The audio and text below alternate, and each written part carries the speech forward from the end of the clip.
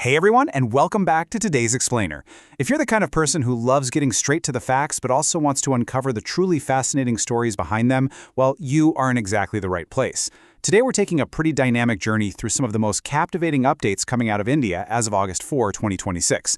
We are literally going from the heights of low Earth orbit all the way down into hidden subterranean aquifers and touching on a whole lot in between. So get ready to focus in because we've got a really fantastic lineup for you today.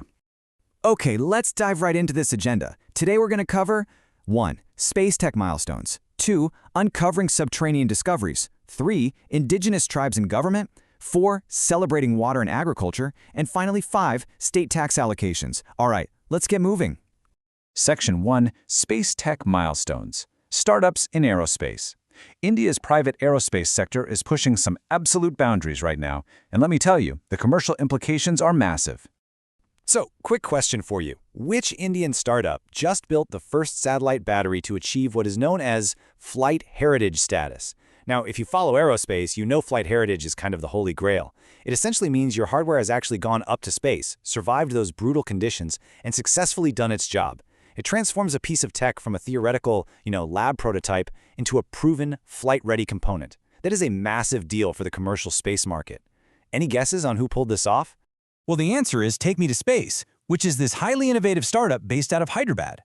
Their battery, called the Powerbank 50, hitched a ride on Skyroot Aerospace's Vikram 1 mission, which was also known as Mission Agamon, back on July 18, 2026. And this wasn't just some low-level hop either. This thing powered an experimental payload for Cosmos-served space at an altitude of 450 kilometers up in low Earth orbit. Achieving flight heritage means they've officially proven their tech works in the absolute vacuum of space. Now, what's really interesting about this slide is the sheer engineering density. We're talking about a battery holding over 50 watt-hours of energy, but it weighs a mere 380 grams. That is incredibly light, which, as we know, is absolutely crucial when literally every single gram launched into space drives up your costs.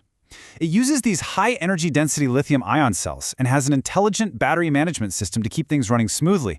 But honestly, the real kicker? The cell heaters. Space is freezing, and batteries absolutely hate the cold. These integrated heaters allow the Powerbank 50 to survive those extremes and operate reliably for up to 5 years in low Earth orbit. Pretty wild, right? Section 2. Uncovering subterranean discoveries. Discoveries in Assam. Let's move to our next topic and see how this builds, dropping from 450 kilometers in space all the way down into the deep, hidden aquifers of Earth. So what exactly in the world is Ractomythus anchi? It was recently discovered in the Golpara district of Assam, and honestly, it sounds like a creature straight out of a sci-fi movie, but it is a very real, very fascinating biological discovery. It's a newly discovered species of blind, blood-red phreatopic swamp eel. Now, phreatopic is just a fancy scientific way of saying it lives its entire life exclusively in groundwater aquifers. Researchers literally found this unique creature in dug-out groundwater wells. And because it lives underground in complete eternal darkness, it actually evolved to be entirely blind. It belongs to an endemic Indian genus of swamp eels, and get this is only the second species of its kind ever found in northeast India. There's also this really brilliant linguistic connection here. The word antri translates to blood in the local Garo language. And because it lives in that pitch darkness, the eel completely lost its body pigment. Its skin is practically transparent. So that striking blood-red color you're seeing, that isn't pigment at all. It's actually the creature's blood vessels, visible right through its skin. It's just a perfect example of how animals adapt flawlessly to their super-specific environments. Section 3. Indigenous tribes and government. Bridging the gap. Let's shift our focus over to human society and look at this really remarkable intersection of ancient ways of life and modern administrative systems. And this brilliantly illustrates that contrast. On one side, we have the traditional lifestyle of the Cholonaican tribe. They're actually one of Asia's most isolated, last surviving indigenous groups who traditionally dwell in caves, deep in the forest, relying entirely on forest produce to get by. They almost never leave their environment. But recently, there was this historic shift. Tribe members actually emerged from the forest to attend a special government camp, known as an adalat. At this camp, they were formally integrated into modern state systems, getting health cards, caste certificates, ration cards, and even setting up bank accounts for the very first time. Just to give you some geographical context, the Cholonaican tribe lives deep inside the Karalai Reserve Forest and the Vadakakota Hills, which are located in the Malappuram district of Kerala. This proactive push by the district administration is a massive step. It ensures that even the most remote, isolated populations finally have access to essential state resources and ID documentation. It's literally bridging the gap between thousands of years of tradition and 21st century governance. Section 4. Celebrating Water and Agriculture. Adi Peruku Festival. Let's transition smoothly to another cultural cornerstone, looking at how a fundamental natural resource is celebrated by millions. This brings us to Adi Peruku.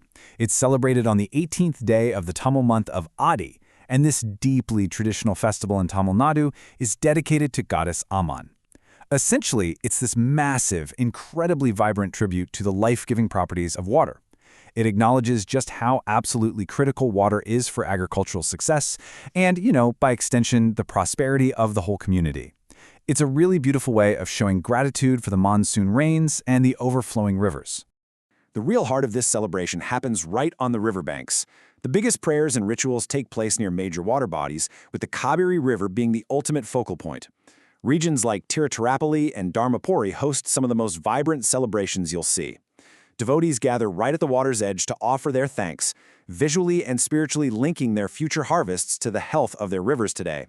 Section 5. State Tax Allocations. Fueling Development. For our final segment, we're pivoting directly from cultural prosperity to economic momentum to round out today's briefing.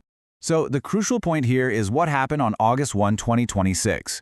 The Union government released a massive additional tax devolution installment to the states, over 1,09,000 crore rupees. The main goal here is to aggressively strengthen the state's financial liquidity so they can really push forward with capital expenditure and development projects. Notice how Uttar Pradesh took the largest share of the pie here, taking home a staggering 19,208 crore rupees just to fuel its state projects.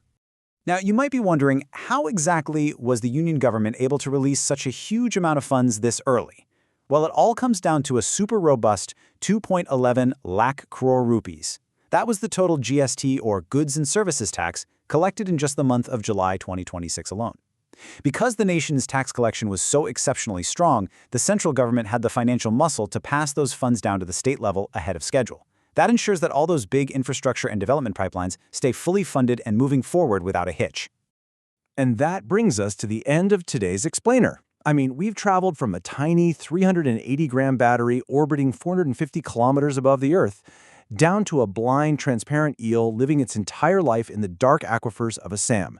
We've seen ancient tribes integrating with modern governance, celebrated the life-giving rivers of the South, and broken down literally billions of rupees in state tax allocations. With our world moving so incredibly fast across all these different domains, which of these shifts, whether it's technological, biological, or economic, do you think will actually have the biggest impact on our world tomorrow? Keep learning, and I'll see you next time.